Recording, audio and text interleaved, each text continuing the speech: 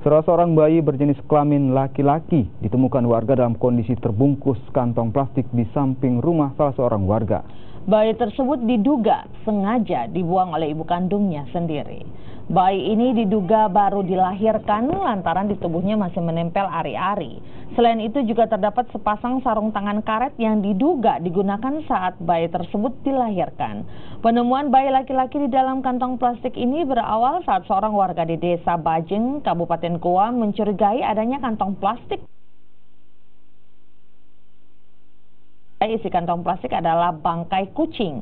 Kini dibawa ke Rumah Sakit Bayangkara untuk diotopsi. Kantong plastik serta sarung tangan karet yang dibuang bersama bayi dibawa polisi sebagai barang bukti.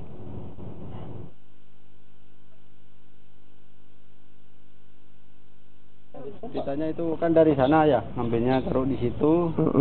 Baru saya curiga toh. Curiga, saya ambil pisau, dibuka plastiknya. Kelihatan di sininya toh, kelihatan sudah bayi itu.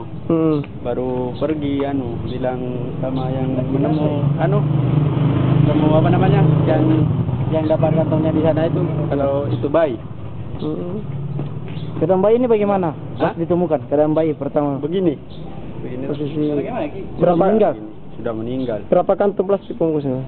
2 lapis. 2 lapis. Kondisi bayinya saya lihat masih baru karena masih segar. Ari-ari pun masih melengket di bayi tersebut, dan untuk di bagian kepala, untuk lemak-lemak masih dalam keadaan menempel di badan maupun di kepala. Jenis kelaminnya, Bang? Jenis kelaminnya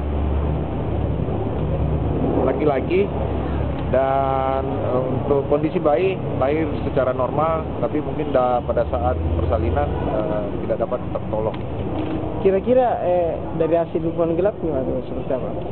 Untuk sementara kita belum bisa pastikan karena sementara juga dalam tahap penyidikan untuk menentukan bahwa bayi tersebut hasil dari hubungan gelap atau bukan. Yang jelas